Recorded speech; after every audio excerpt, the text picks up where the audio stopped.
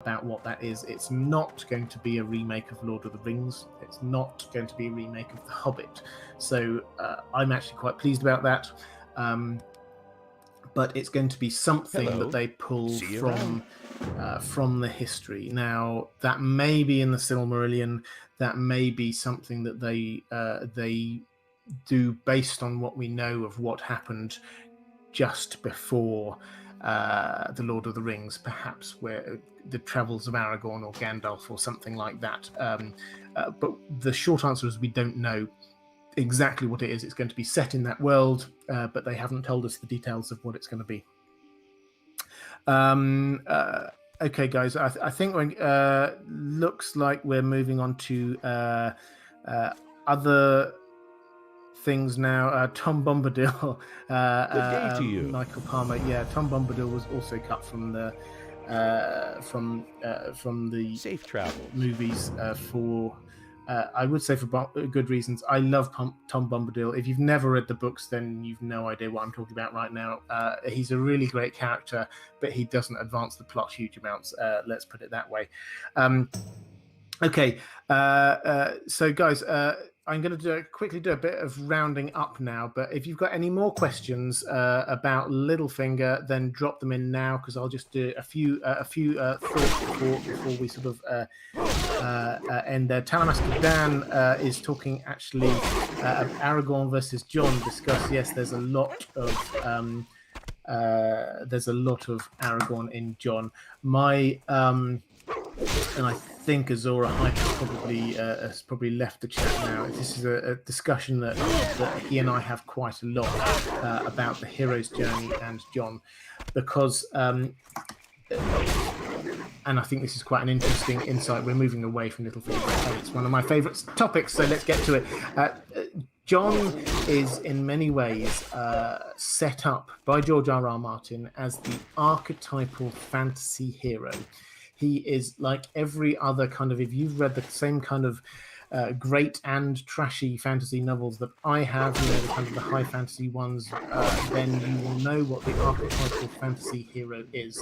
This is an orphan boy, almost always is a boy rather than a girl, but an orphan boy who grows up in a castle somewhere, not realizing that secretly his parents are royalty, and so actually secretly he's the heir to the kingdom. And not only that, but he's also a child of prophecy. He doesn't realize this, but there are prophecies about a chosen one, a prince who was promised, if you like, who is going to save humanity from this great evil that's going to invade the land. And over time he then sort of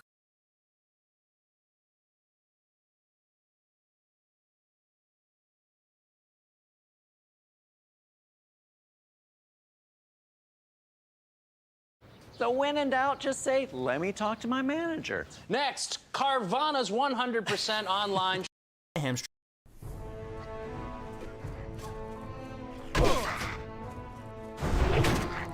Greetings, ladies and gentlemen, and welcome to another World of Warcraft Classic Guide. My name is Cargos, and today I'm very excited to present for your viewing pleasure a comprehensive warrior leveling guide for World of Warcraft 1.12. This is version 2 of the guide. We've since added some juicy nuggets of weapon progression all the way up to 60 for both Alliance and Horde. Was able to spend some time in the database finding all the weapons in the game, finding the relevant ones, sorting them by DPS all the way up to 60. Stuff that will hopefully really help you guys out. I've since added some more tips and tricks to the guide, have revised some talent choices. I've since kind of flip-flopped on some stuff after getting some great feedback from you guys and some of the collaborators on this project, and stuff of that nature. So let us get started. Quick shout out to the people that helped out with this guide, most notably Tribe and Gilnash. Amazing, excellent warrior players. Gilnash, multi server first, warrior to 60. Tribe, another excellent leveler, slightly different leveling style, really known for his PvP contributions. You probably saw him at the PvP Summit, and also all the warriors that helped out in the various discords. Really appreciate you guys. So we're going to skip the preface. Warrior leveling, pros and cons. So on a surface level, warriors are the hardest class and the slowest class to level in the game. They are definitely challenging. They have slow leveling, low mobility, low sustain, high gear dependence on consumables, costly repairs. They're wearing mail, they're wearing plate, vulnerable out in open world PvP. They have difficulty farming gold. But if you watch a master warrior player level a warrior and just pilot a warrior with such finesse, it's like watching an artist at work. I mean, there is so much you can do to optimize your leveling experience as a warrior that it's kind of incredible. A lot of the really hardcore vanilla enthusiasts, they just advocate for, like, you know, it's warrior or bust. Warriors, like, leveling a warrior offers you, like, the purest vanilla experience. It's highly engaging, high skill cap, epically challenging. You can tank as any spec. You can make use of any weapon type, minus wands.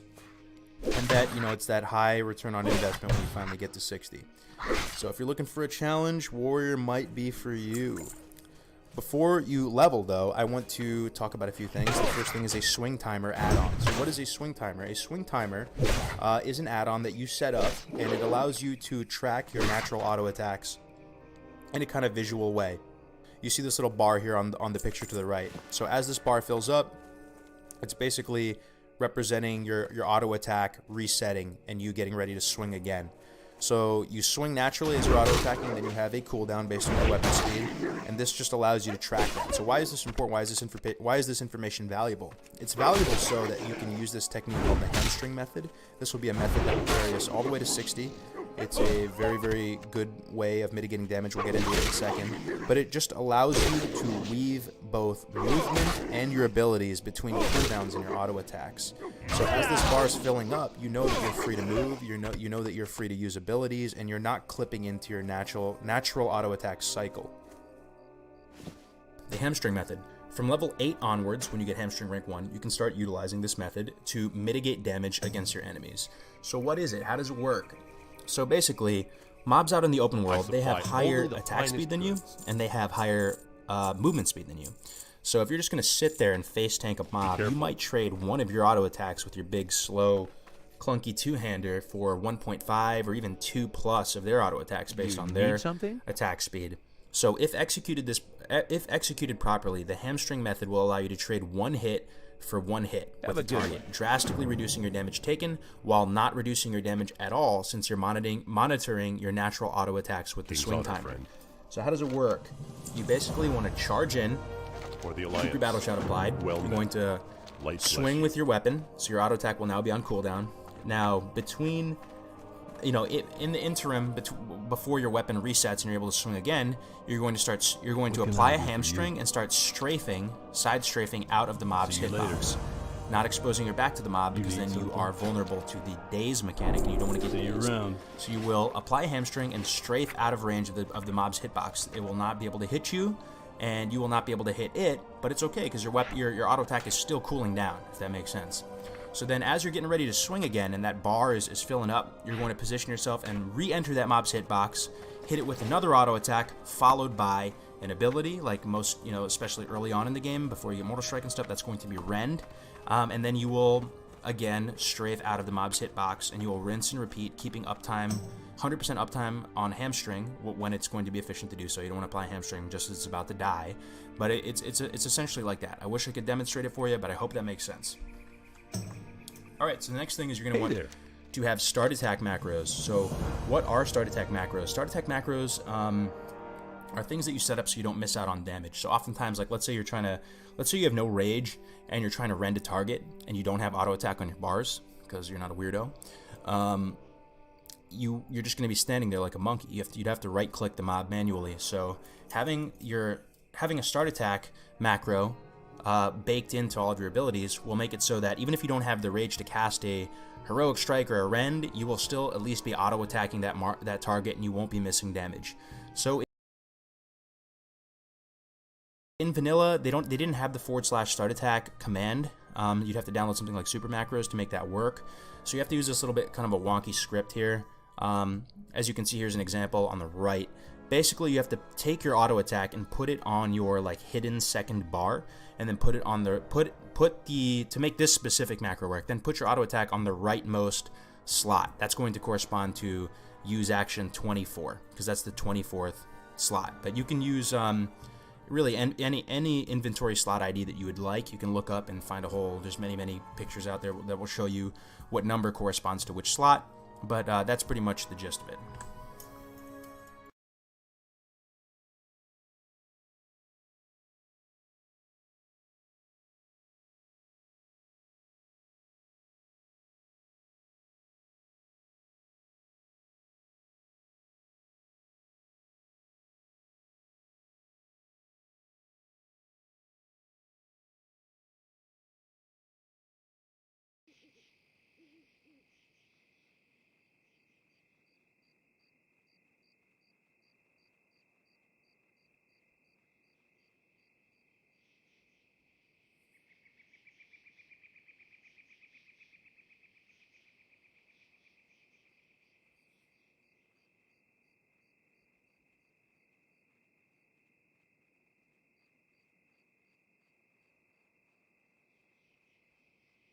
Safe travels.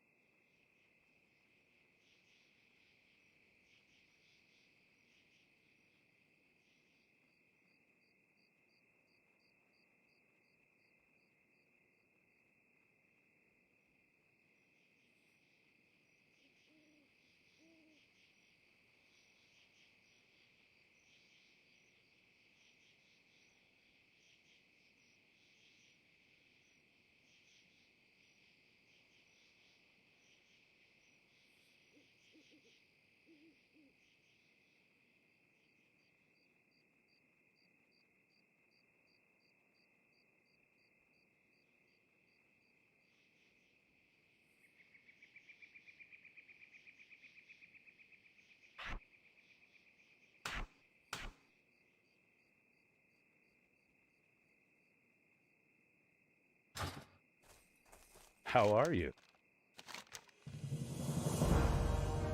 See you around. Need more rage.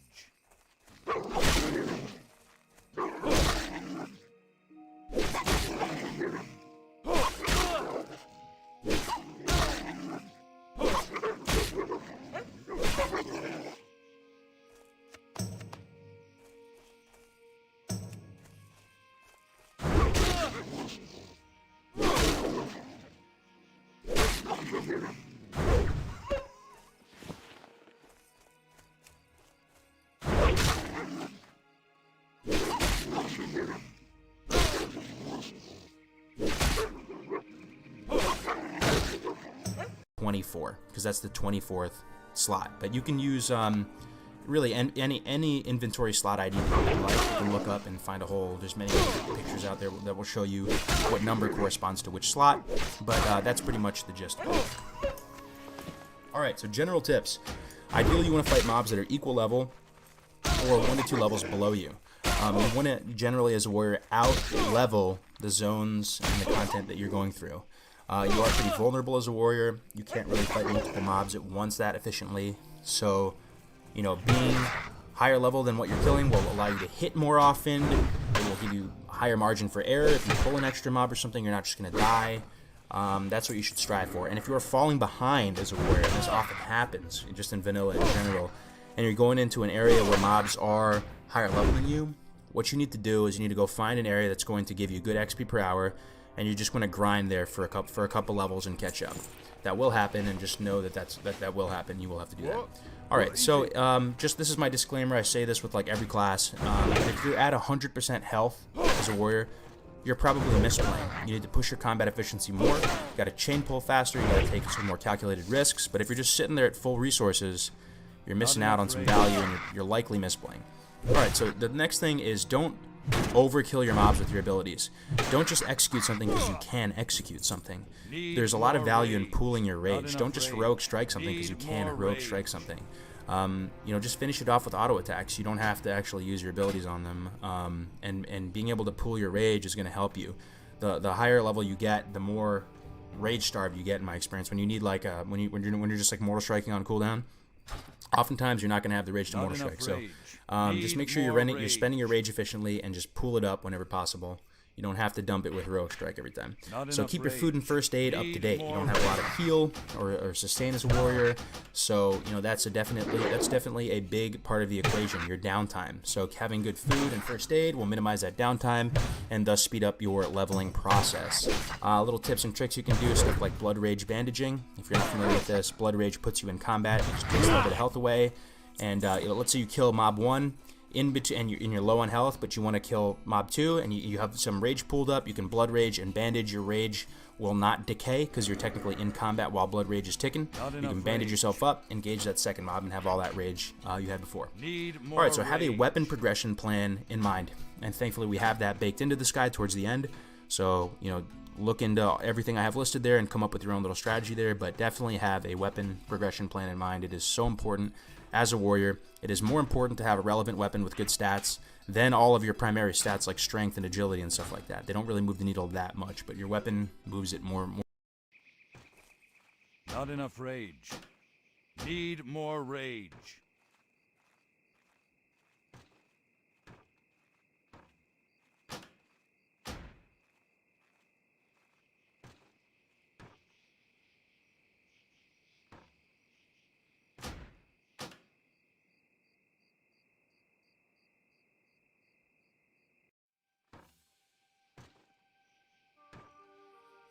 Not enough rage.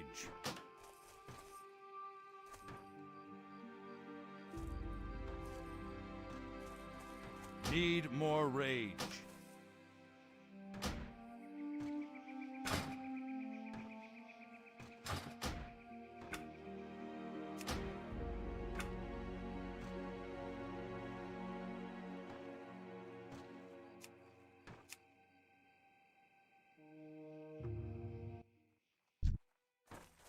Not enough rage.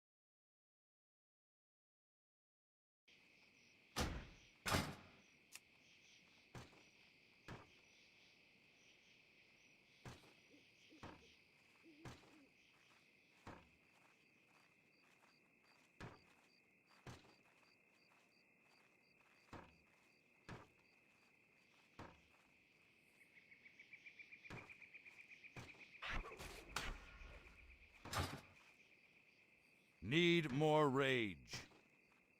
Not enough rage.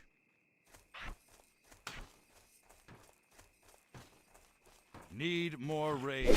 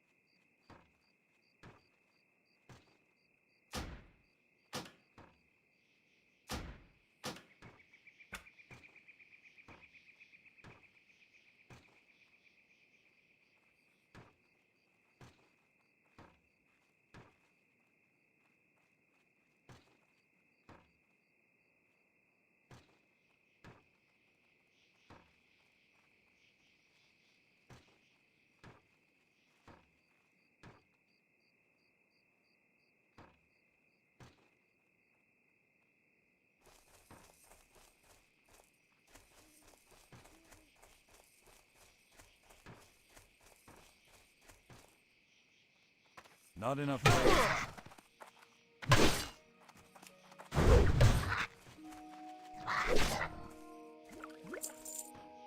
Need more rage.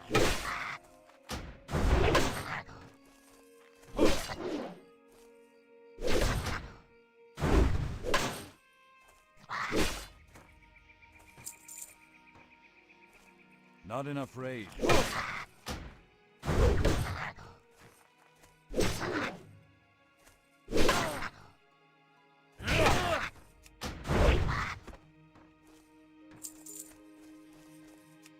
Need more rage.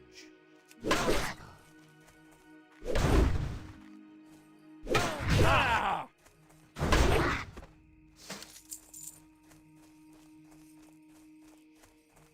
Not enough rage.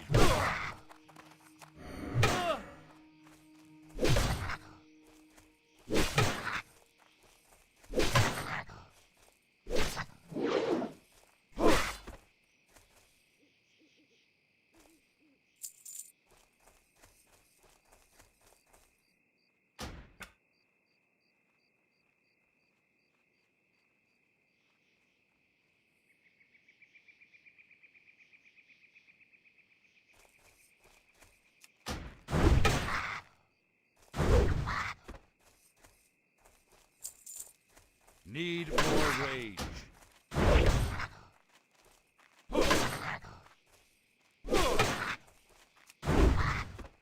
I can't loot that.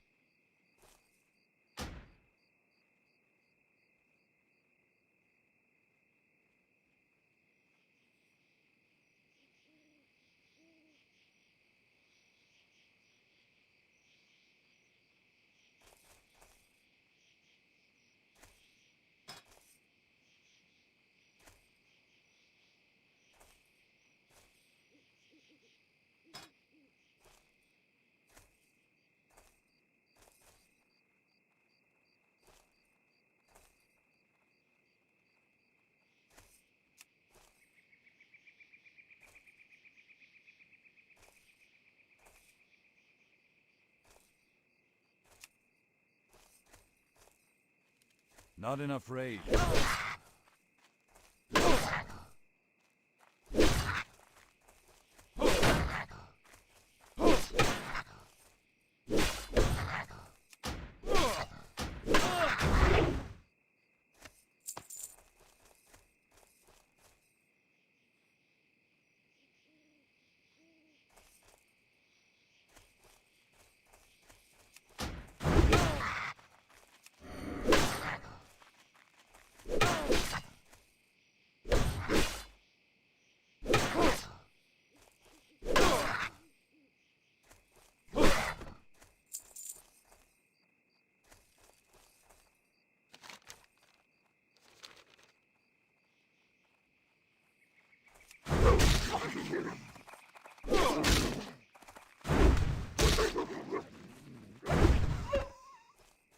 Need more rage.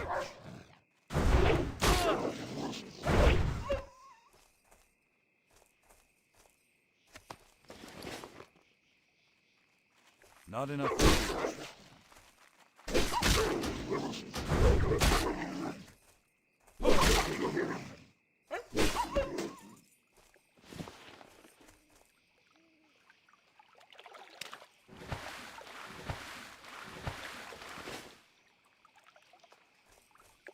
Need more rage.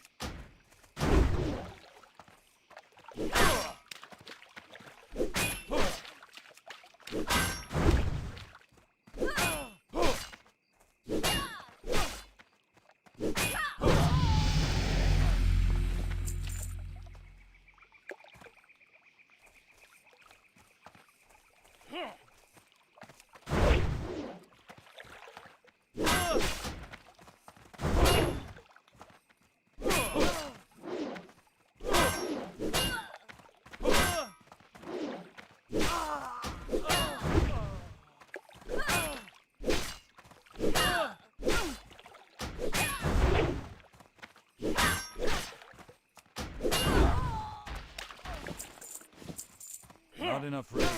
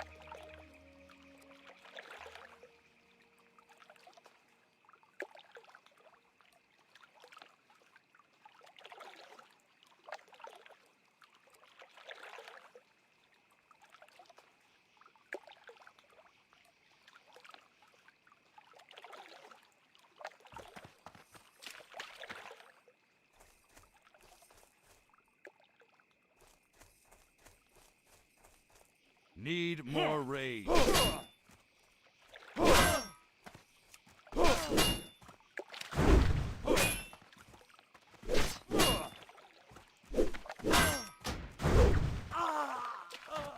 I can't loot that. Not enough rage.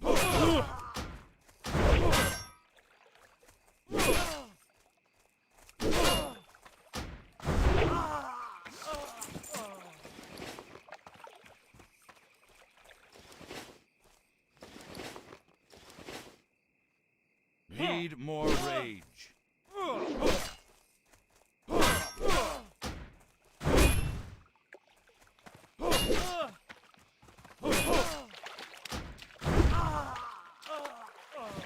Not enough rage.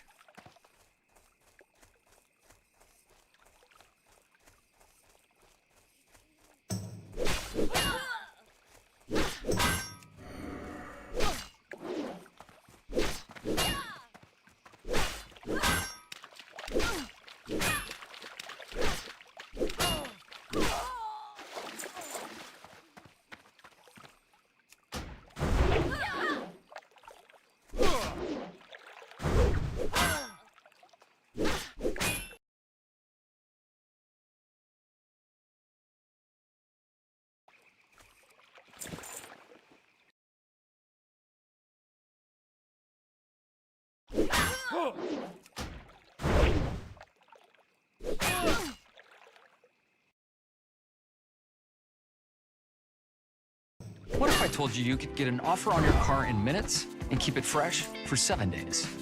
With Carvana, you'll get a competitive offer that lasts for a week. Plus, you can use it as a down payment. This offer's Jimmy's. Shop now at Carvana.com. Rage.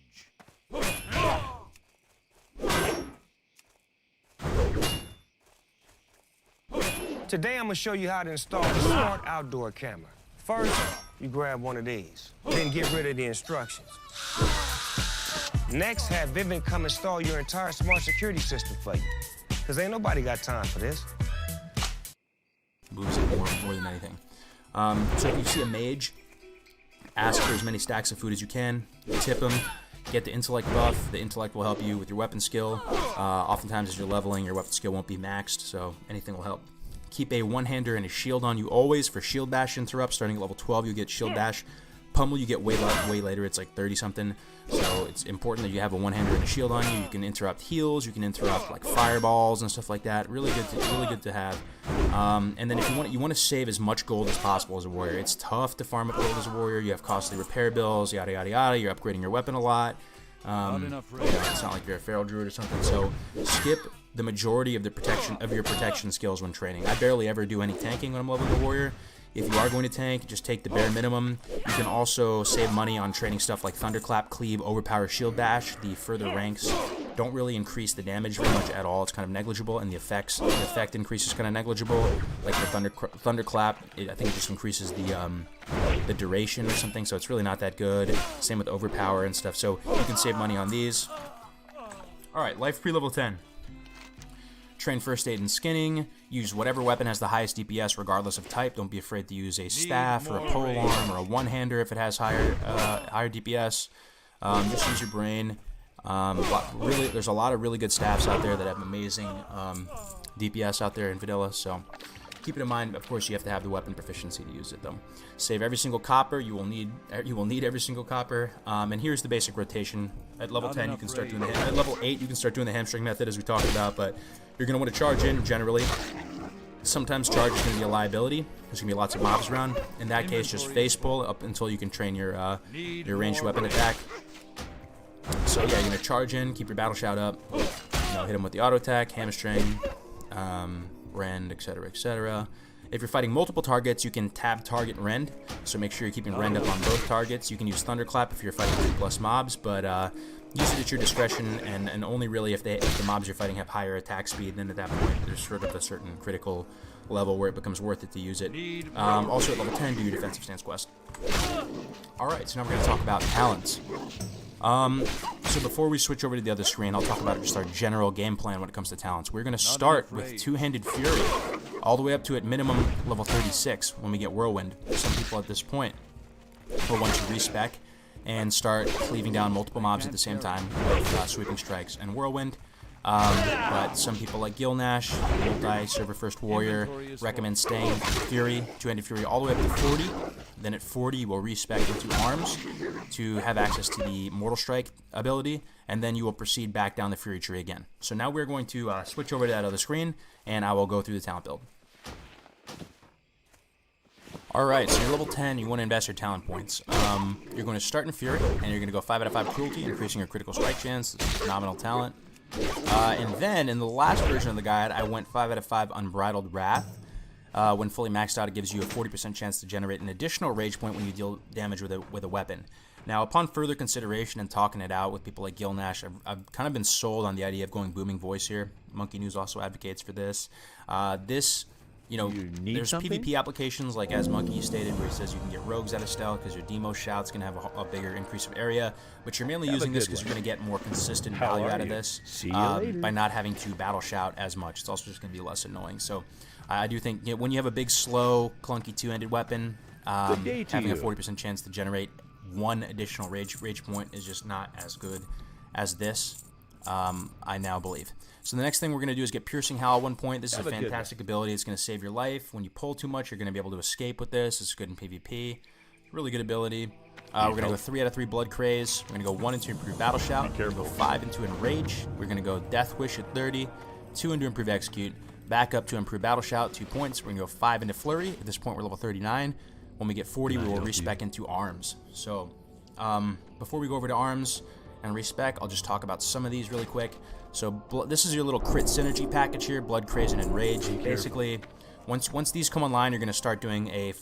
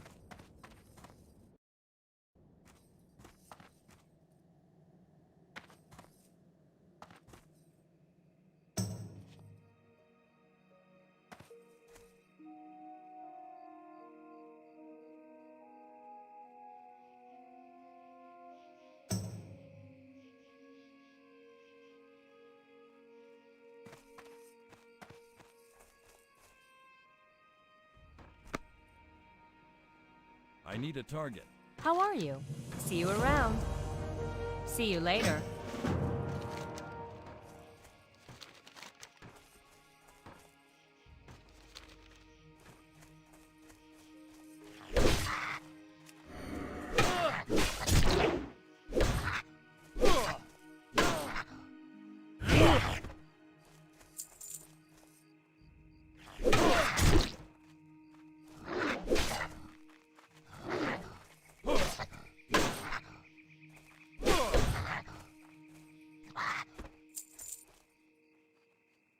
I'm out of range.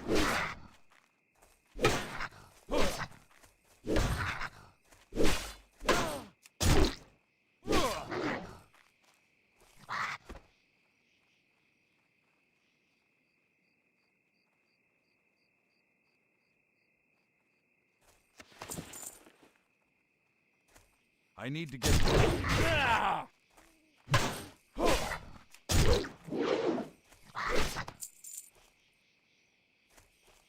It's too far away.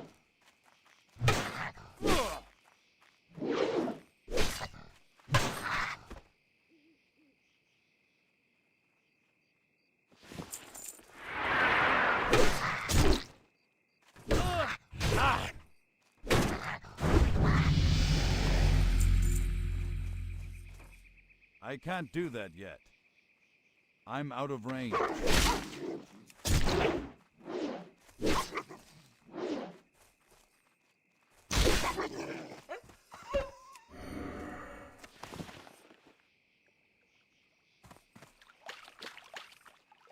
I need to get closer.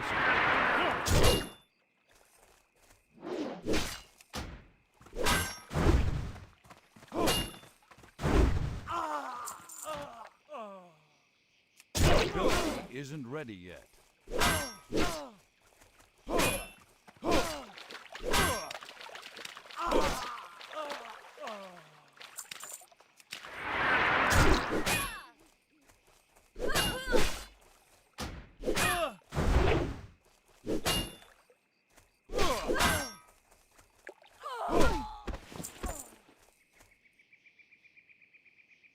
It's too far away.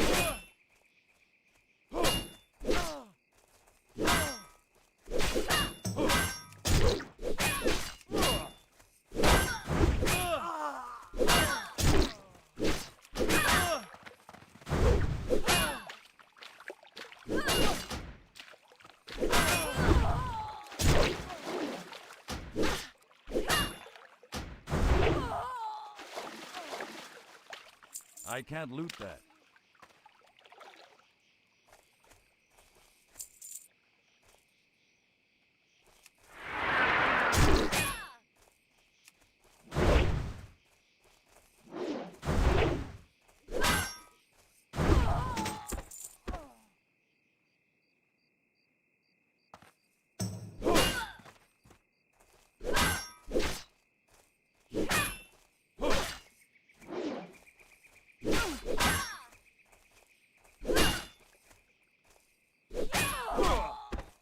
I need to get closer.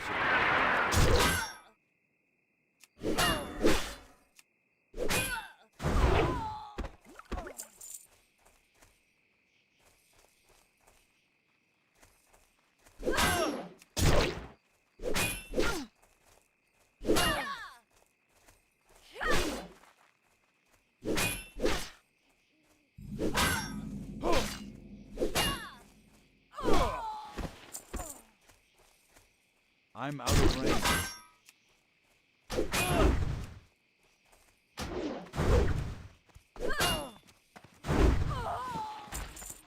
Not ready.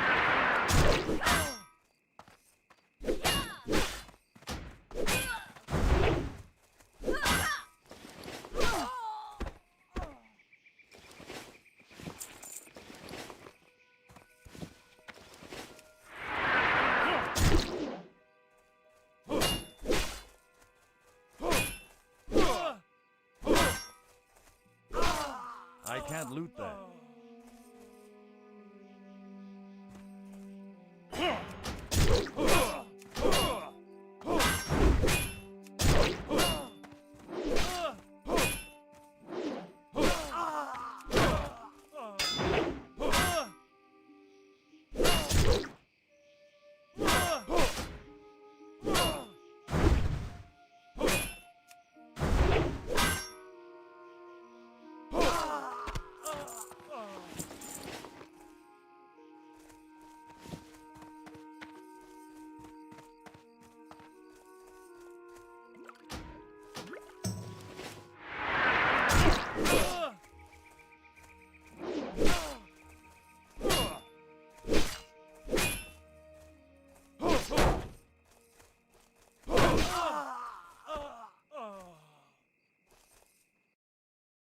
/sit macro. So you're going to charge in sit.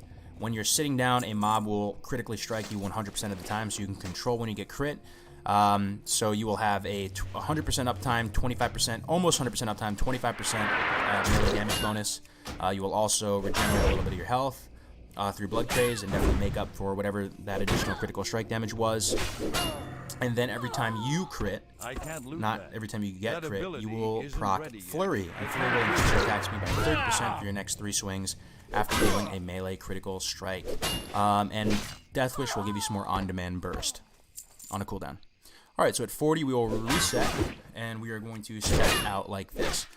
You go 3 into Improved Rend, 2 into Deflection, 5 into Tactical Mastery, 1 into Anger Management, 3 into Deep Wounds, 1 into Improved Overpower, 2 into Impale, back into Overpower, 1, 2 into Two-Handed Weapon Specialization, down to Sweeping Strikes.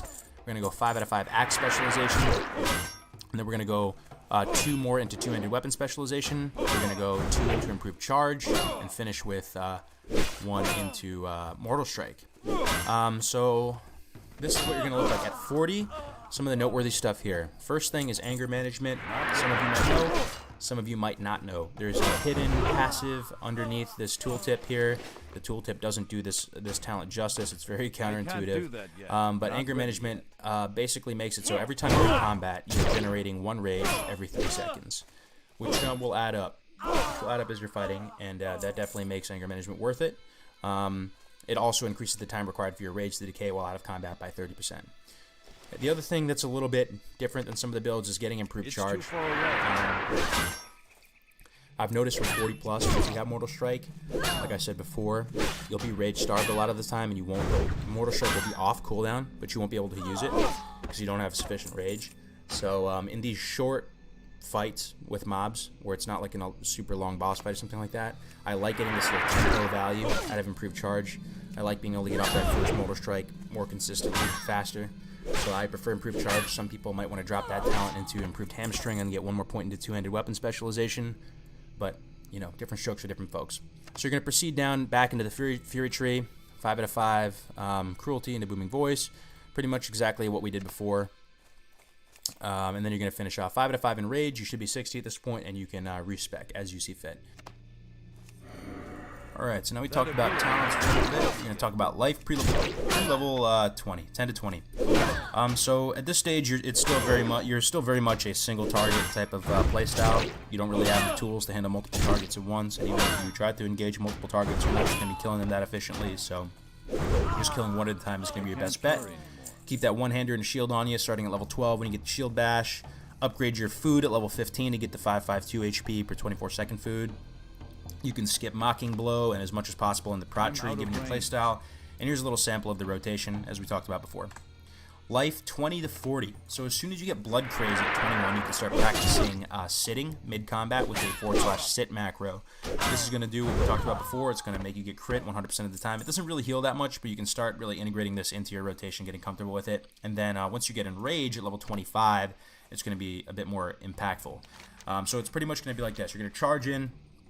Make sure you keep Battle Shout up.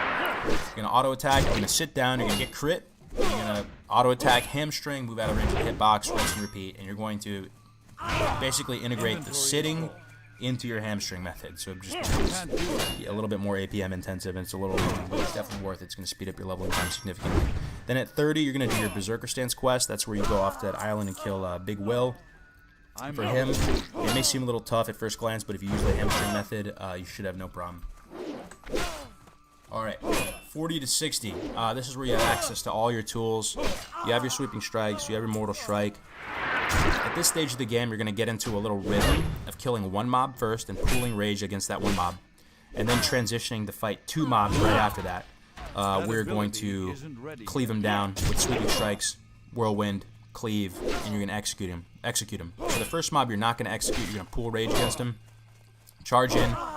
Straightforward hamstring method rotation, prioritizing Mortal Strike. And then if you're getting low off that first mob or you need to heal or whatever, you can do the Blood Rage Bandage between the pulls. Then you're going to engage 2 mobs. You're going to, charge in there, expend a rage efficiently, pop Sweeping Strikes, go into Berserker Stance. Then you're going to prioritize Whirlwind, Cleave, Mortal Strike, Execute. That's going to be your priority against the 2 mobs. And there is a 30-second cooldown on Sweeping Strike. So this is going to be your little 1-2 punch. You're going to kill 1, kill 2, kill 1, kill 2, kill 1, kill 2. Just get used to the rhythm. That's pretty much going to take you to 60. Alright, so talking about stats now. So Strength increases your attack power. With melee weapons, you get 2 attack power per point of Strength. Also improves the amount you can block with a shield, but not a chance. Agility increases your attack power with ranged weapons. Not super impactful, but mainly the reason why you want Agility. And Warriors, all about crit. You gain 1% critical chance for each point for each 20 points of Agility. It also increases your chance to dodge attacks. For every 20 points in Agility, you will gain 1% chance to dodge. So, crit is everything to a warrior. So agility, even though you may think like, wow, you don't really get much value out of the ranged weapon attack power, crit is just so important. It's just so key to just making your whole, all of your talents and rotation come alive with your deep wounds package and all that good stuff. So, stat priority. So your number one priority is keeping your weapon relevant. Good DPS on your weapon, good weapon speed on your weapon, good damage range with good top end. This is going to be more impactful than your base stats like strength or agility, spirit, stuff like that. What can I do for you? So on the first guide, I didn't feel super comfortable recommending this, but See you around. after further investigation and talking with some more qualified warriors, I'm sort of convinced that pre-level 30, where sustain is a priority, you can prioritize spirit if you'd like as your first stat. Why spirit is so impactful as a warrior, warriors gain a lot from spirit, and each additional point of spirit is more impactful than the last one. It kind of snowballs, it kind of compounds on itself, and it's going to reduce your downtime considerably. Stacking stuff like strength and agility, of course, it does move the needle, but it doesn't move the needle that much. You know, if you were to get like 14 strength, you know, through an amazing weapon or something, that's only going to increase your DPS by like 2. Safe Which travels. may shave off like a second off your kill time. So stuff like Spirit, where it's shaving a couple seconds off your downtime, is going to potentially be more impactful. But the later you get in the game, like past level 30, you are going to start weaning off that Spirit and prioritizing agility, then strength, then stamina, then spirit, then intellect. So the reason why you would prioritize agility over strength, it's close though, but you really are so crit starved as a warrior that agility is going to be your number one thing that you're going to want to get. It's going to just make all of your talents come alive, your deep wounds package, all that whole synergy there. But you can pretty much view agility and strength equally. That's how I'd put it. But agility gets the slight edge over stamina, spirit, and intellect. Alright, now we're going to talk about weapon progression. I won't get into everything here, but I have it sorted out by DPS, lowest DPS all the way up to highest, going all the way up to 60. As you can see, this is just Alliance, and it's like 4 or 5 slides. But there's some good stuff here. So stuff like Large Axe at level 3, just buy it from the weapon vendor. If you need a...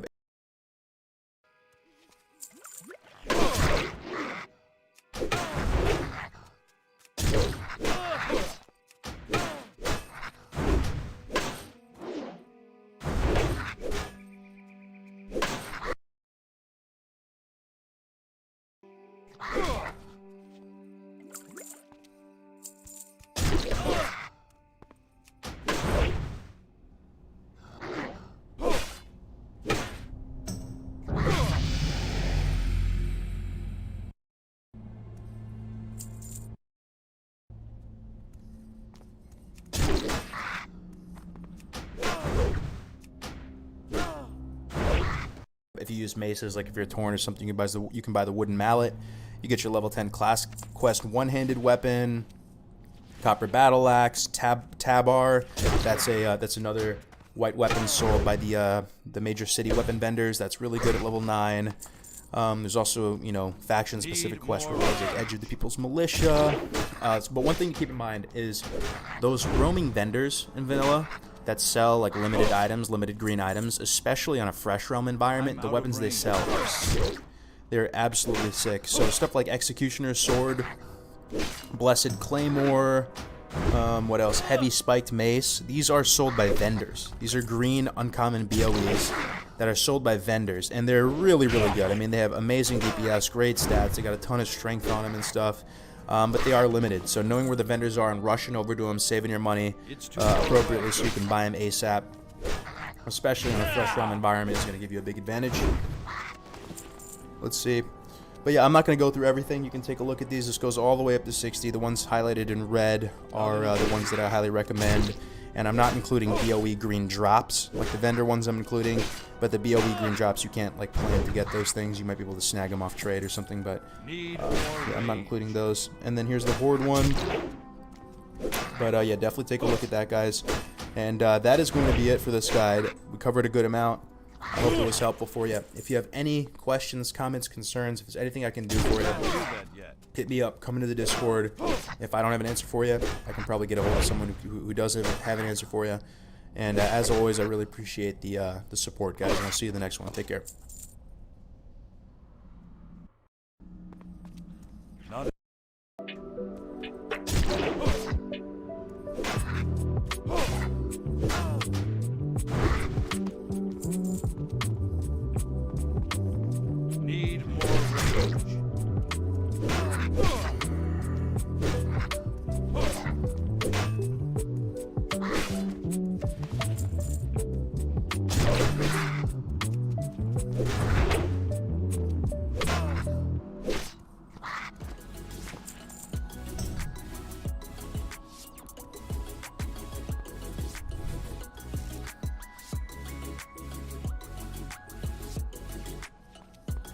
I need to get closer.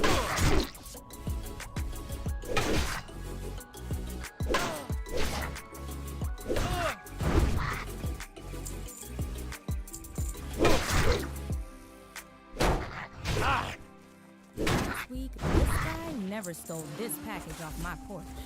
Because this doorbell camera doesn't just record crime, it prevents it.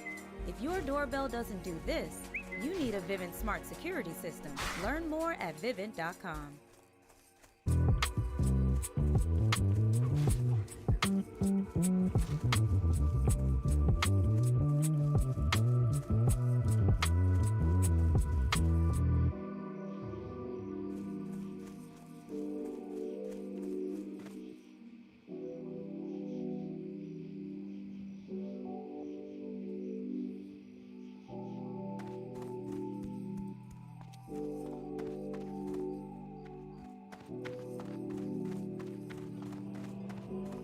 Greetings.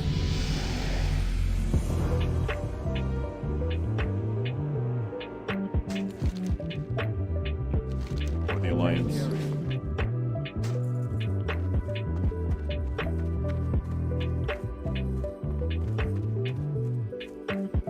What can I do for you?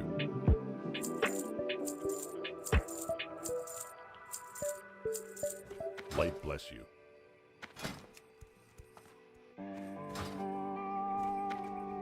Light be with you, for the Alliance.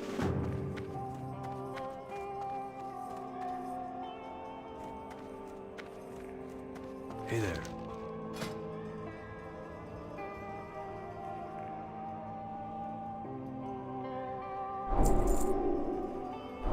For the Alliance.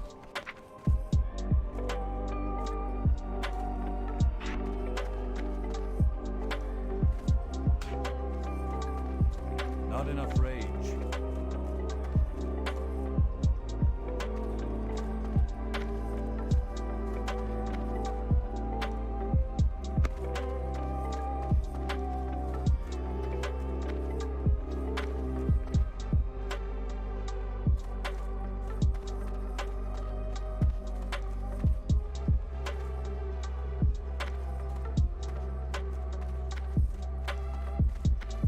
Hello.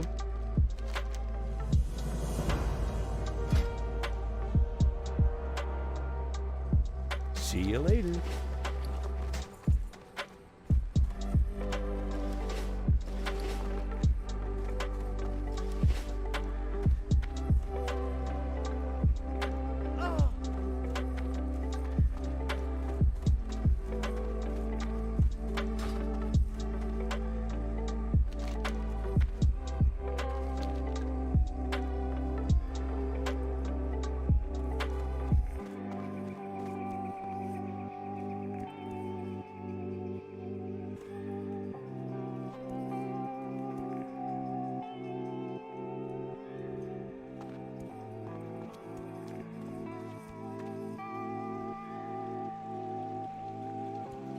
Hey there.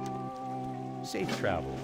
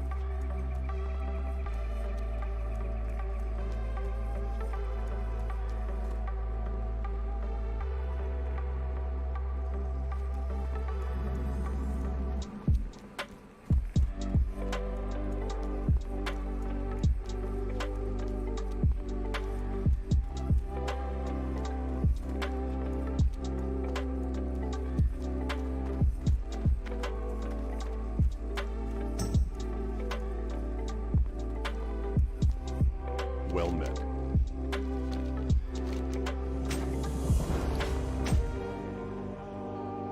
Go with honor, friend. King's honor, friend.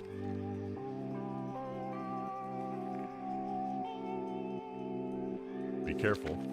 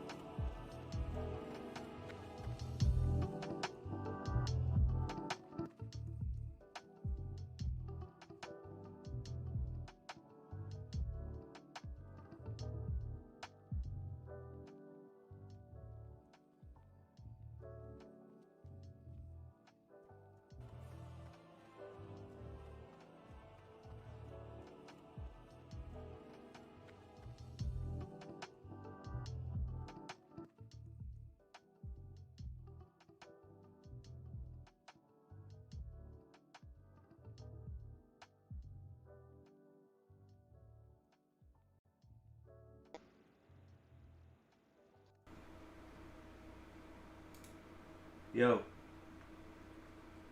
Yo. Yo, yo, yo.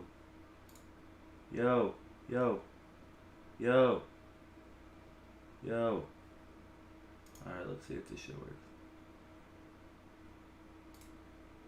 Yo. Yo, yo, yo, yo, yo. 1 2 1 2.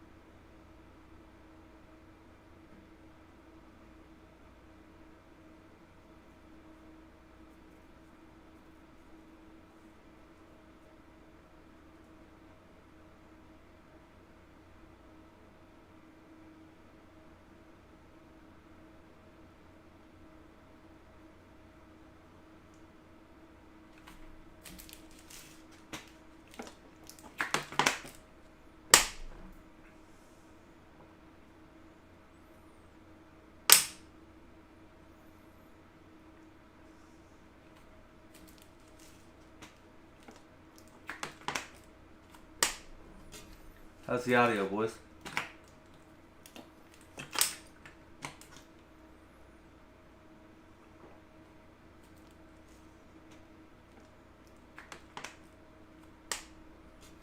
How's the audio, boys?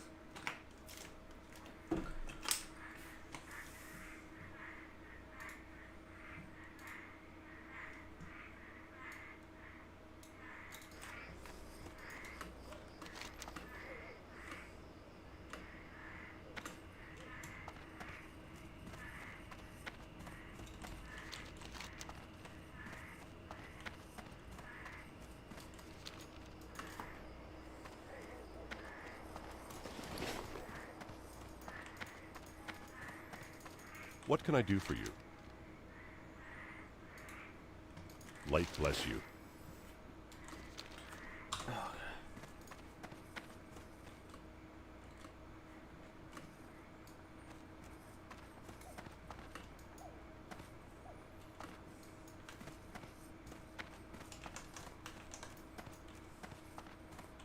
Greetings. I can't attack that target.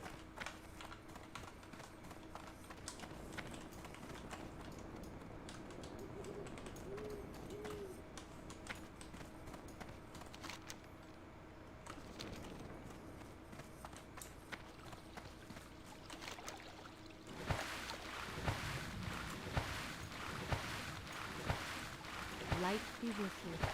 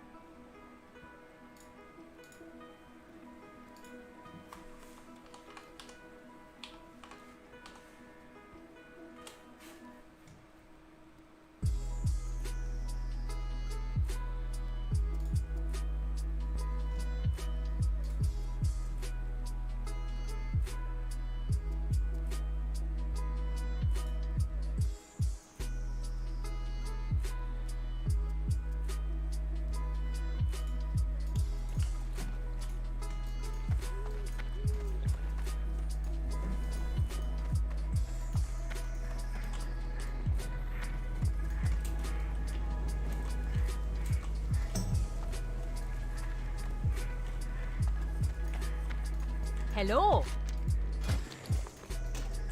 See you soon. Keep your feet on the ground. What's on your mind?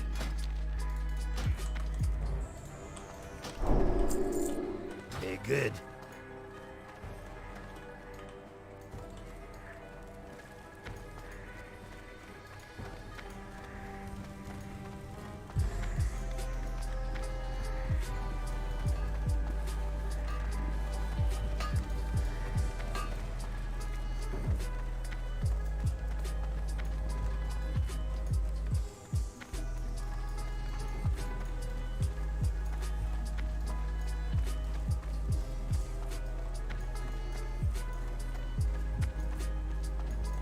How are you?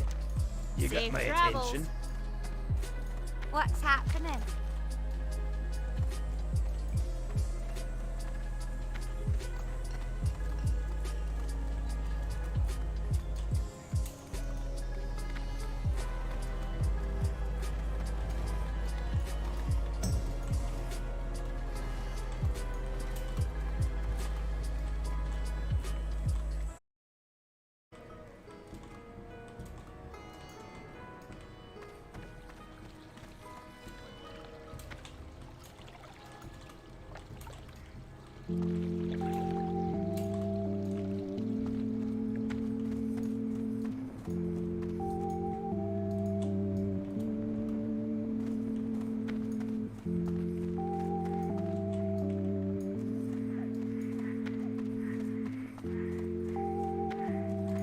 Greetings.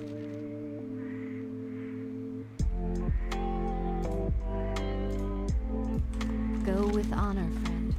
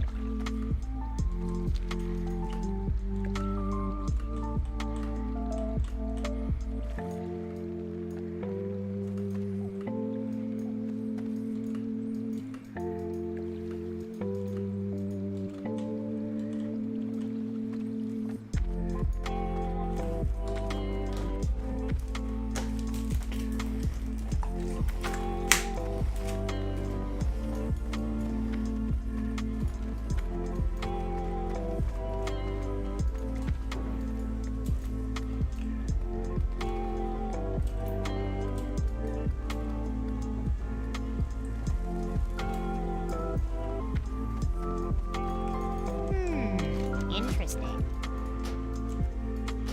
Very good.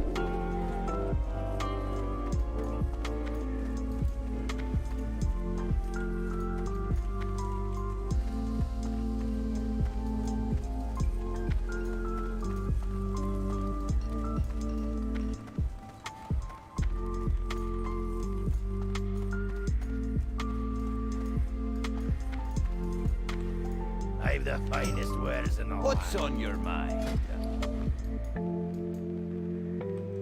See you soon.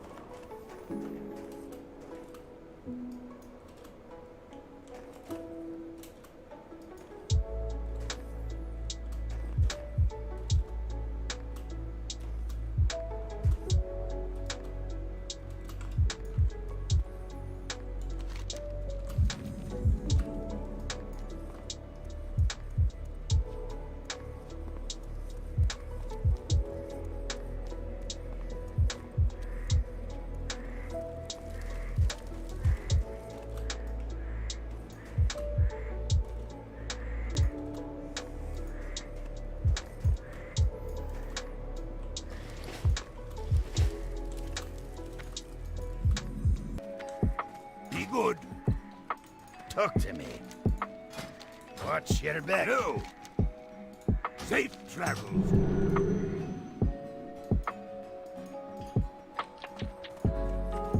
How are ya? Off with you.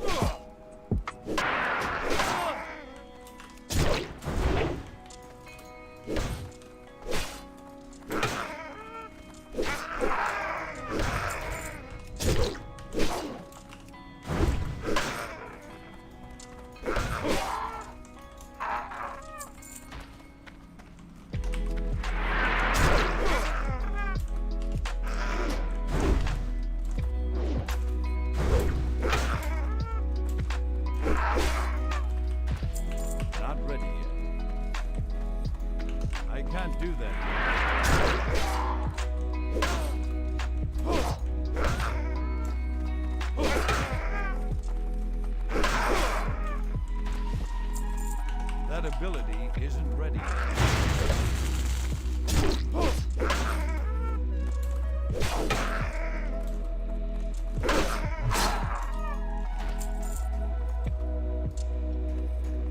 Good day to you. Very good.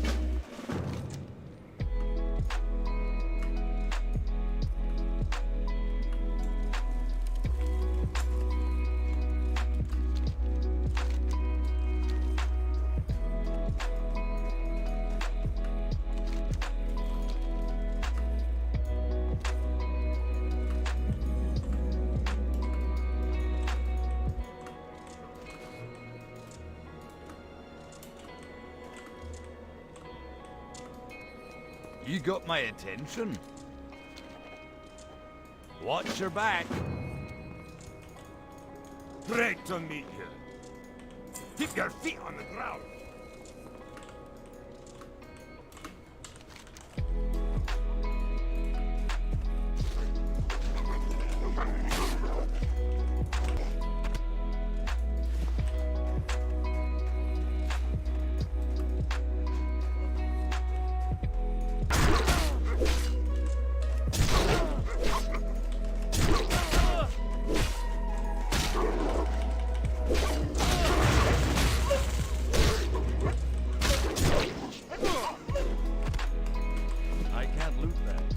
loot that.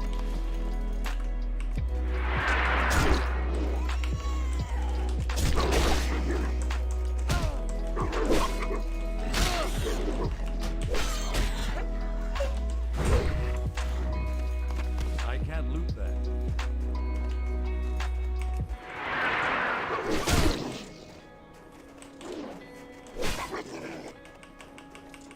Not ready.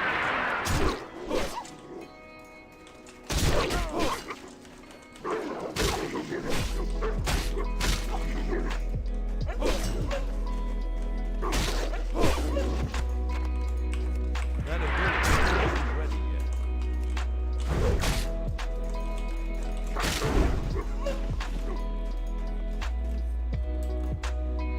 Not ready yet.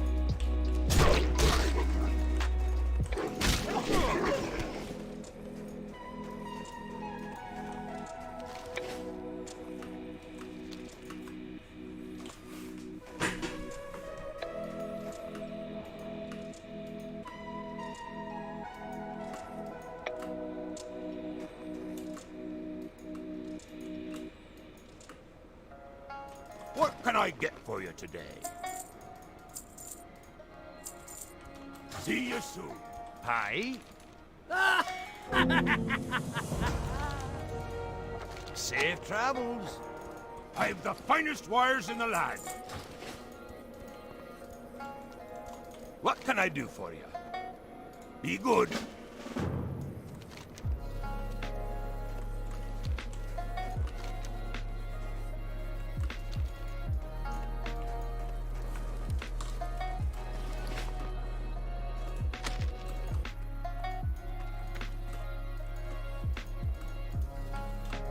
Hi, how are you?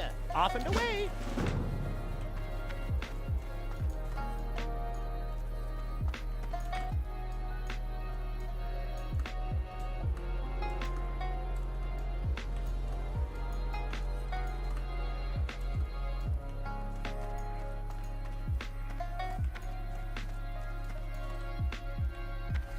Well met.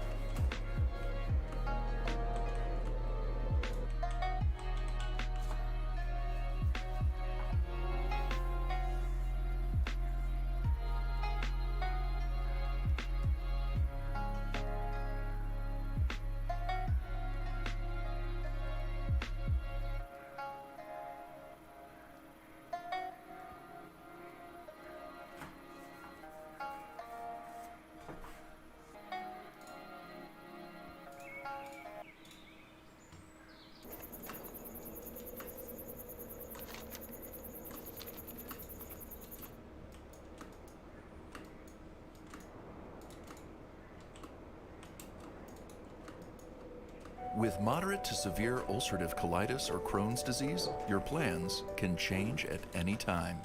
Your head wants to do one thing, but your gut says, not today. GI-focused Entyvio is made for this. Entyvio acts specifically in the GI tract to prevent an excess of white blood cells from entering and causing damaging inflammation, happening during or after treatment. Entyvio may increase risk of infection, which can be serious. Although unlikely, a risk of PML, array-like symptoms or sores. Liver problems can occur with Entyvio. If other treatments haven't worked well enough, ask your doctor about Entyvio. If you're experiencing... By the end of 50 BC, Gaius, just as his relationship with his rival Pompey and the Senate of Rome was beginning to deteriorate. With the end of his governorship looming, his enemies seemed poised to take his military command.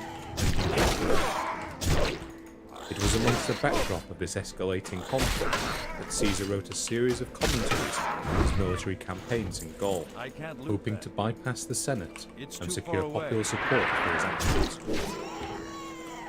At some point in this drafting process, he chose to include a survey of the local customs of the regions he had conquered, and it was within this survey that he provided a description of the religious class of Gaul that would become iconic. In describing this class, he deliberately avoided using the term he had used in previous sections for priests. Instead, he used a Gaelic word, druid, or druidar. This same name was used by authors both before and believe him, when the Druids comprised the paramount group of Gaelic society, a class of men empowered to judge both religious and civil affairs. To their disciples, they preached the infallibility of the soul, and urged them to honour the gods. Their most sacred duty was the conducting of sacrifices to the gods, sacrifices that often took the claim that the Romans put a stop to such practices. Even so, the Druids seem to have... Even then, their memory would endure. If we believe the claims of revivalists, then their ancient teachings are still practiced to this day, in the form of the great Celtic festivals and modern English Druidic groups. In recent decades, both ancient texts and the archaeological record have been increasingly scrutinised to reconstruct a more accurate image. Still, it seems we are far from answering the fundamental question. Who were the Druids?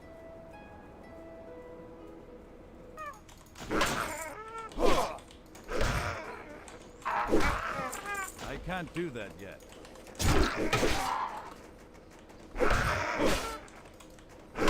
For the last 5 centuries, the Druids have been a subject of fascination amongst the peoples and scholars of France, Britain, and Ireland. In this period, they have been presented in almost every form imaginable. Their earliest portrayals emerged in the 16th century, a time when the nations of Western Europe were rediscovering the classics of the ancient Greeks and Romans. In these accounts, the Druids are presented as honoured ancestors, a strain of pre-Roman sophistication amongst their respective people. In time, this image would evolve, with less sympathetic authors presenting them as a sign of pre-Christian barbarity, devoted to idol worship and humans. In this line of thinking, they were portrayed as simple yet noble philosophers, an image that was increasingly mixed up by a strain of what Stuart Piggott termed irrational mysticism. The burgeoning field of archaeology only added to this.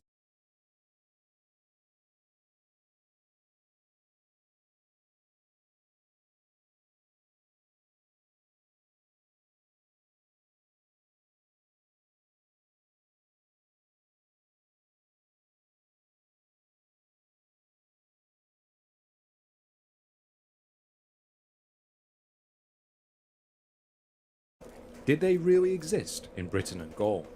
And did they resemble the descriptions given to us by authors such as Caesar? If so, what were their teachings? And can we detect any glimpse of their beliefs in more modern Druidic organisations? Well, if we are to try and answer any of these questions, we must examine 4 major sources of evidence, each of which carries their own set of caveats. The first is the accounts of classical writers, dating roughly from the 8th century BC to the end of the 4th century AD.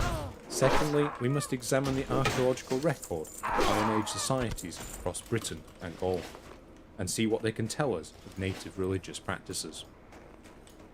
Thirdly, we must examine the tales of the Irish mythological cycles. These accounts ostensibly portray a pre-Christian Ireland, where the Druids feature as key players, acting as the magicians and advisors of the pagan kings of Munster, Connacht, Leinster, Ulster, and Tara. I need to get closer. Finally, we must examine the practices of contemporary groups operating under the title of Druid, and examine their claims of continuity with their ancient forerunners. Ahead of us lies a journey through nearly 3,000 years of history, one that begins along the fringes of the Mediterranean, that takes us through the world of Iron Age Britain, Gaul, and Ireland, before finally ending in modern Europe and North America.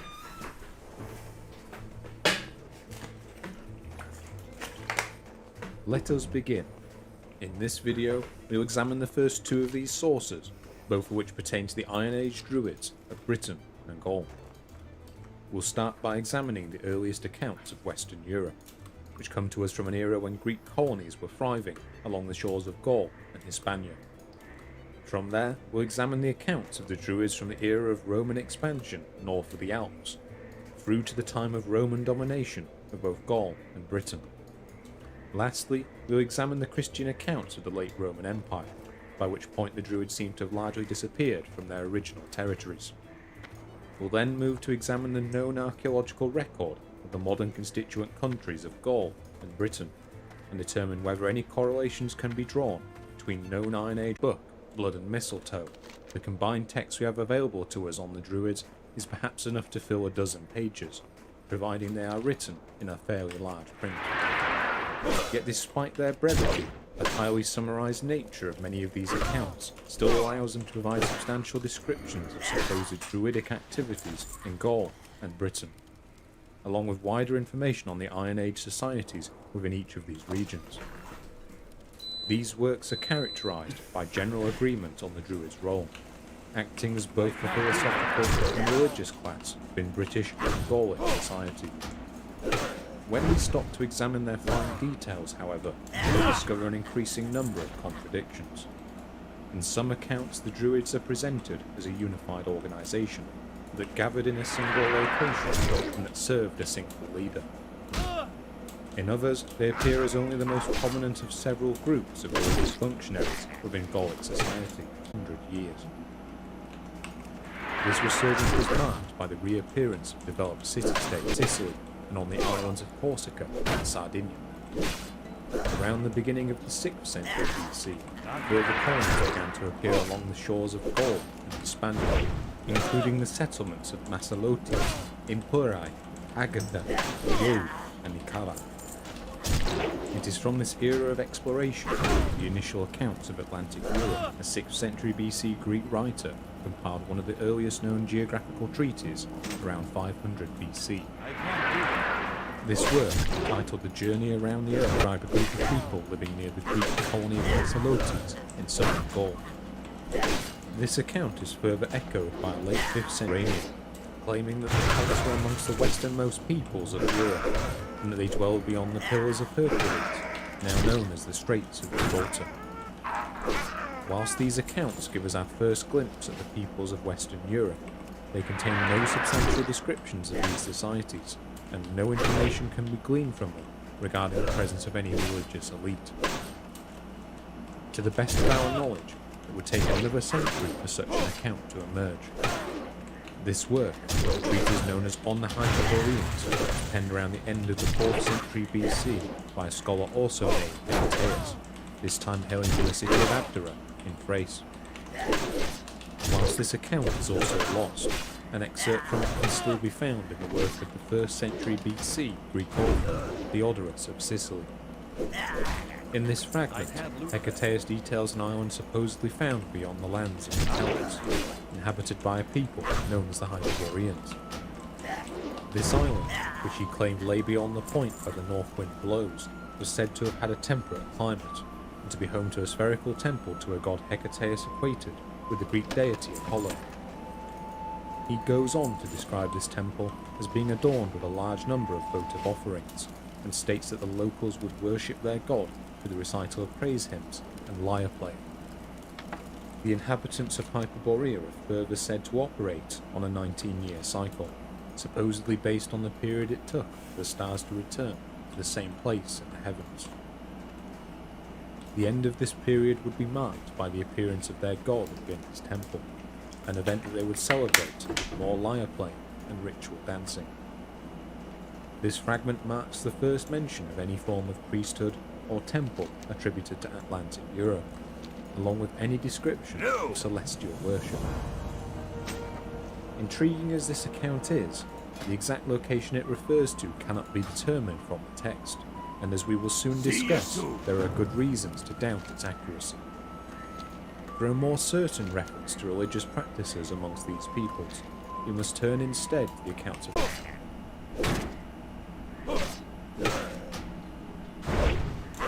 As intriguing as these accounts of ritual practices are, they do not contain any direct mention of the Druids. Instead, we must turn to two later texts, both of which unambiguously refer to the Druids as a religious class amongst the peoples of Western Europe. As with many others, the original accounts have been lost, existing only as two brief references in the work of the later Greek author Diogenes Laertius. In his life of eminent philosophers, he refers briefly to the work of the 2nd century BC Greek author Sotion of Alexandria, along with a book of magic that at the time was widely attributed to Aristotle.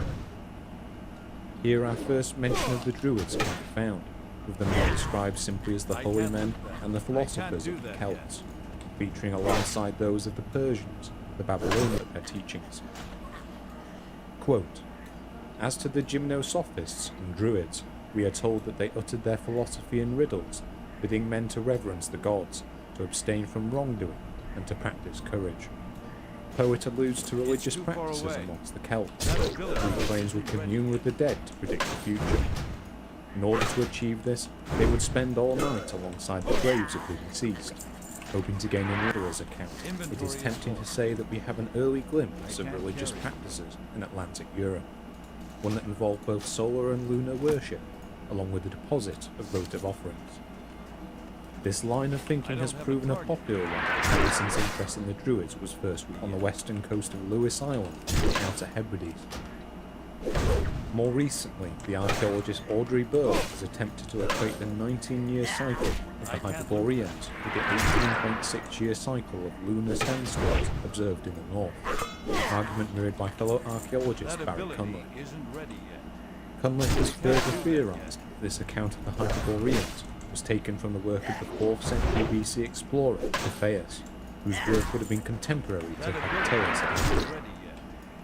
To back up this theory, he points to measures of latitude observed by the later astronomer Hipparchus of Nicaea, with the sun measurements made by Cepheus as its source. One of these reported measures is found in the following lines of his Pythian ode. Quote, "Of the fairest glories that mortals may attain, to him is given to sail to the furthest bound. Yet neither ship nor marching feet may find the wondrous way to the gatherings of the Hyperborean people." It should also provided separate descriptions of the peoples of Britain in his Bibliotheca Historica. These descriptions, which likely originate with Cepheus himself, contain no mention of the Hyperboreans and employ a distinctly separate set of terminology. Based on these arguments, it seems unlikely that Hecataeus' passages on the Hyperboreans originate from about the Druids from these remaining authors. Well, we can be reasonably certain that a group of Gaelic holy men with this title, this group in either a neutral or a positive light, equating them in passing with the respected philosophers of other cult world, a practice similar to that of the Greeks and Romans of this period. Already we see the equation of local gods with those of the Greek pantheon, specifically the divine twins of Castor and Pollux. We also see hints at a darker element of religious worship in Sopater's account of ritual sacrifice by the Celts of their defeated foes. However, his account of human sacrifices never directly references the Druids, and Sopater's account is limited to discussing actions committed during warfare. For the moment, then, we are still unable to directly connect the Druids and these ritual sacrifices. In order to form a more complete view of the Druids' role within society, we must now turn to the accounts of later Roman and Greek authors, who provide descriptions of native... You can't get any coffee, huh? No, I mean I'm eating a right Twix instead of a left Twix. A Ligurian group by the name of the Saluvi began to pose a serious threat to the Roman allied city of Massalotus. Watch your back. In 125 BC, repeated appeals for aid from the Massalians led to a Roman military intervention in the region. 2 years later, a Roman army led by General Quintus Opimius destroyed the Saluvian capital at Entremont, and over the following years, Roman armies would penetrate deep into Gaul. The decisive victory came in 121 BC, when a Roman army inflicted a crushing defeat on a combined Gaelic force led by the Arverni and the Allobroges. Safe travels. This victory ended any immediate threat to Roman trade routes, and brought the lands of the Ligurians and the Allobroges under Roman control. In the process, Rome also received a small strip of coastal land from Massalotes, on which they constructed a road named the Via Domitia to link Italy and Hispania. Over the next few decades, this collective territory came to form the new Roman province of Transalpine Gaul, putting Roman citizens in direct contact with its native peoples. It was amongst this backdrop of increasing Roman control Poseidonius was a highly acclaimed Stoic philosopher who also compiled a vast number of works on which he made a series of journeys around the Roman world, one of which included travel through the developing province of Transalpina. After returning to Rhodes, he wrote a full geographic and cultural treatise on the peoples of these regions, one that is unfortunately lost. Luckily for modern scholars, however, Poseidonius' preeminence as an author meant that many later Roman writers quoted his work in their own histories, both with and without credit. This was the case with both Strabo and Diodorus of Sicily, and it is also likely that sections of Caesar's account were inspired by Poseidonius. For this reason, scholars sometimes refer to these three authors as belonging to the Poseidonian school of discussion on the Druids. I'm out of range. On one hand, these authors portray the Druids as the undisputed religious elite of the peoples of Gaul and Britain, as the holders of a vast body in line with Sopater's account as the overseers of human sacrifice, a practice that contemporary Roman society would have considered barbaric. We will examine what survives of Poseidonius' writings in due course, but first, let us start with the most authoritative account of the Druids to survive from this group of authors, that of Julius Caesar. Writing 50 years after Poseidonius in Roman society regarding the Gallic terror, the encroaching threat of northern Gallic tribes, the Ambrones and the Teutones, each of which would launch raids on Roman territory during the last decade of the 2nd century BC. These invaders were eventually defeated in 101 BC, when Roman forces led by Caesar's uncle Gaius Marius all but wiped out the Teutones and the Cimbri. Despite these victories, the independent peoples of northern Gaul remained a source of anxiety for the Roman world, one that Caesar would exploit in launching his conquest of the region from 58 BC onwards. It is at the conclusion of this campaign, some 8 years later, that he wrote and published an account of his time in Gaul. In addition to the straightforward description of his military exploits, Caesar included descriptions of Gallic society in which the Druids were portrayed prominently. If we follow his account, then the Druids were one of two.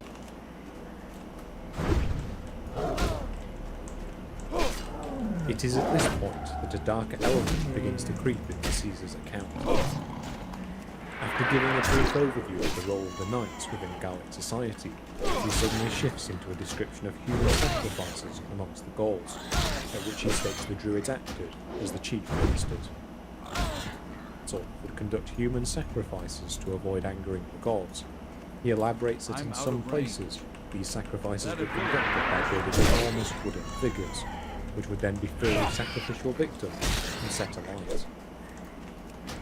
Often the victims consigned to these wicker men consisted of thieves or other criminals, but innocents were sometimes used if the supply of the condemned ran low.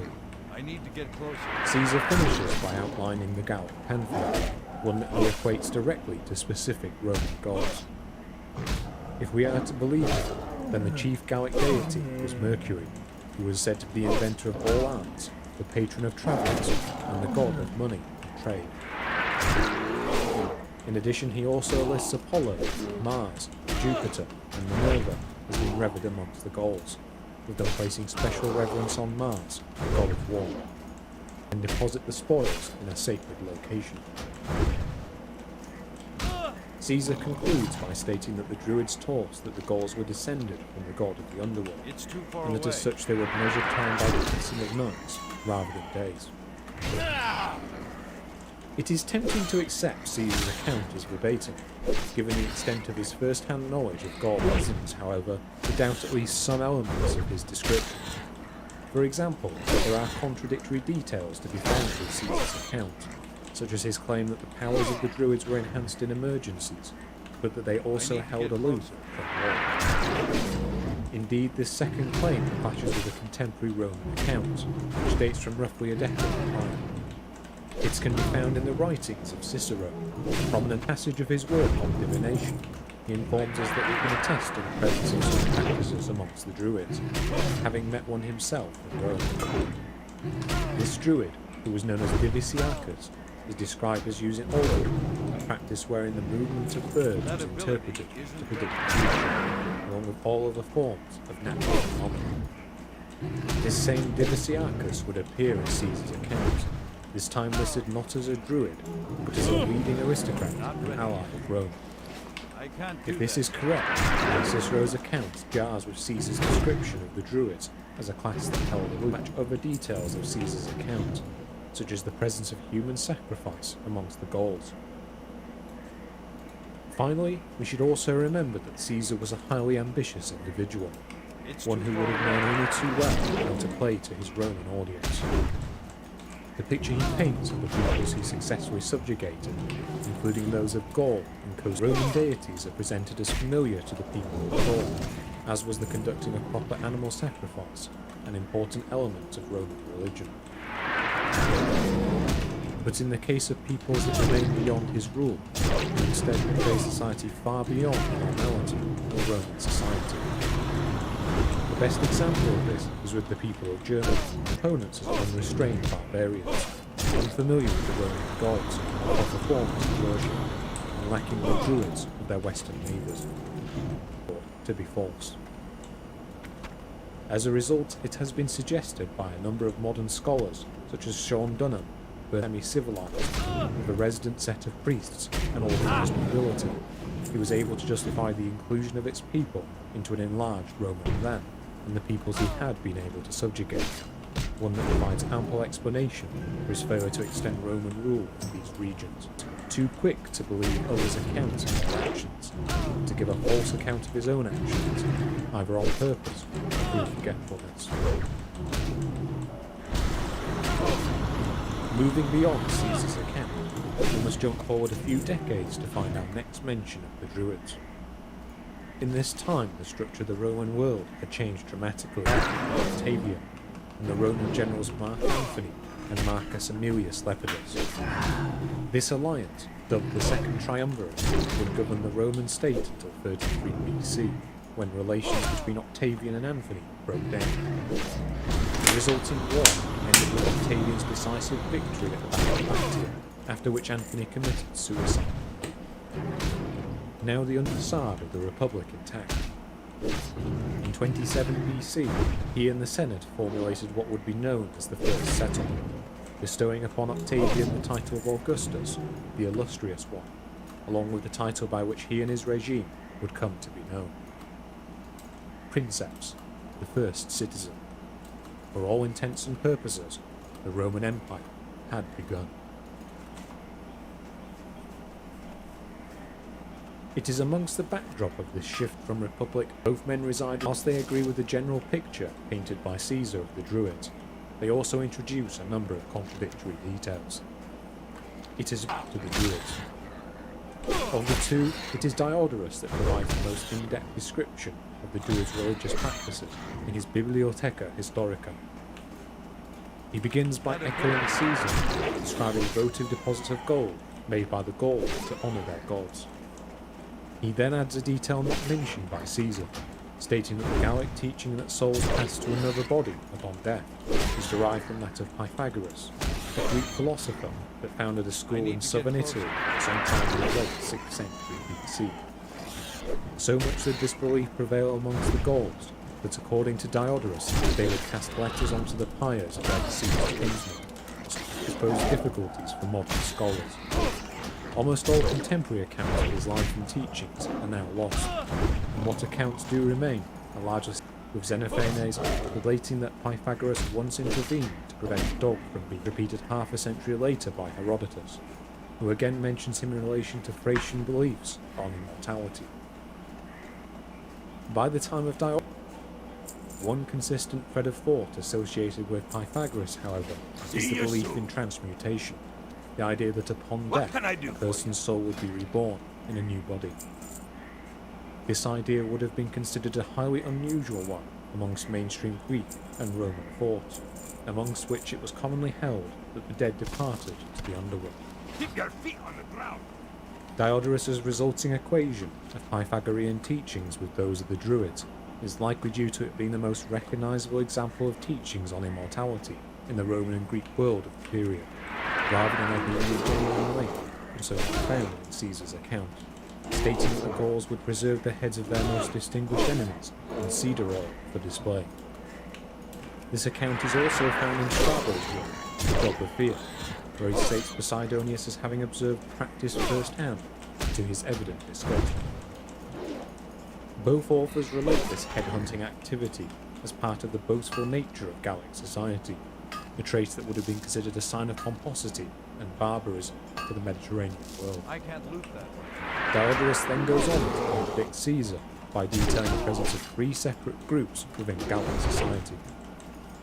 This threefold division, which omits Caesar's knights completely, is also described by Strabo, who summarises these accounts as the bards, the Vates, and the Druids. I can't loot that. Whilst the bards are described as the poets and singers of Gallic society, it is the division between the Vates and the Druids that is the most interesting. In Caesar's account, the Druids are presented as the conductors of proper sacrifice, with Caesar claiming that they were also responsible for divination. Here they are instead consigned by Strabo to the role of philosophers, with the responsibility of conducting and interpreting sacrifices now being the chief responsibility of the Vates. However, some overlap between these two roles is hinted at by both authors, who state that no proper sacrifice could be conducted without a philosopher present. It also seems that the Druids retained their importance during warfare, as both authors claim that they had the power to prevent any conflict, going as far as to step between two armies as they approached for battle. Finally, the Gauls supposedly disposed of their victims. In addition to the wooden effigies described by Caesar, both outline a process wherein captives and convicted criminals would be executed by being impaled on long poles within their temples, followed once more by ritual burning. In addition to these methods, both authors state that diviners would plunge a dagger or a sword. Whilst these accounts broadly agree with Caesar on the nature of the Druids, we can already see contradictions emerging. In addition to the threefold separation, nor do they refer to them as serving a single leader or attending an annual gathering to resolve disputes. We therefore have two possibilities in how we consider this account. Either that the organisation of the religious elite of Gaul changed remarkably in the years between their accounts, or that the depiction presented by one or more of these authors is incorrect. On the first point, it is not unreasonable to assume that religious worship in Gaul would have changed after decades of Roman rule, with Roman religious structures being increasingly imposed on native religious structures. This can perhaps be best seen in the first appearance of the Vates, or the seers, within both Strabo and Diodorus, are the aforementioned augurs, who would interpret the will of the gods by examining the flight and cries of birds. The second deliver. It is possible then that a hybrid class of the two was now emerging common within Gallic society long before the arrival of Rome, as shown by Cicero's earlier attribution of augury to the Druid Diviciacus. It is equally possible that this dichotomy was a simple case of confusion by foreign authors, as the term Vates was widely used in ancient Rome as a generic term meaning prophet or poet. Finally, it should be kept in mind that both Diodorus and Strabo were almost certainly working from the writings of Posidonius. As such, any information gleaned from them may well be referring to the societies he encountered during the initial Roman settlement of this division between the bards, the Vates and the Druids may well predate Caesar's account, and might have disappeared by the time of his conquest, or may simply never have...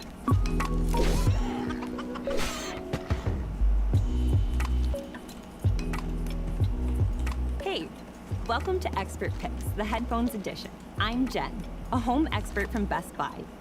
In today's video, I'll be giving you my thoughts on 5 of the highest ranked headphones from independent customer reviews posted. Moving on from these three authors, we find our next reference to the Druids in the writings of the geographer Pomponius Mela, who provides a brief description of the Druids in his work, the De Situ Orbis Liber. Whilst his account is mostly a repeat of information provided by Caesar, he relates for the first time a new element of Druidic instruction. Quote, They teach the most noble of the nation many things privately, and for a long time, even for 20 years, in a cave or inaccessible woods. This association of the Druids with wooded places becomes increasingly common amongst authors of the 1st and 2nd centuries AD. In his recognisably Gallic names, the gods worshipped by the Druids. Quote, cruel Tutex pleased by dreadful blood, horrid Esus with his barbaric altars, and Tyrannus more cruel than Scythian Diana. O Druids, now that the war is over, you return to your barbaric rites and sinister ways. You alone know the ways of the gods and powers of heaven, or perhaps you don't know at all. You who dwell in dark and remote forest groves, you say that the dead do not seek the silent realm of Erebus, or the pale kingdom of Pluto, but that the same soul lives again in another world, and death, your songs are true, is but the middle of a long life. In addition to his passages on Druids, he also provides a description of a forest grove encountered by Caesar during his siege of the Greek city of Massalotes during his war with Pompey. What's on your mind? Quote, there stood a grove which from the earliest times no hand of man had dared to violate. Hidden from the sun, its chill recesses, matted boughs entwined, prisoned the air within. No sylvan nymphs here found a home, nor Pan, but savage rites and barbarous worship, altars horrible on massive stones reared. Sacred with blood of men was every tree. If faith be given to ancient myth, no fowl has ever dared to rest upon those branches, and no beast has made his lair beneath. No tempest falls, nor lightnings flash upon it from the cloud. Stagnant the air unmoving, yes, the leaves filled with, asserting in mocking fashion that they believed it would cure infertility in livestock. The same white robes make one more appearance, as the attire worn during the harvesting of another plant, Talago,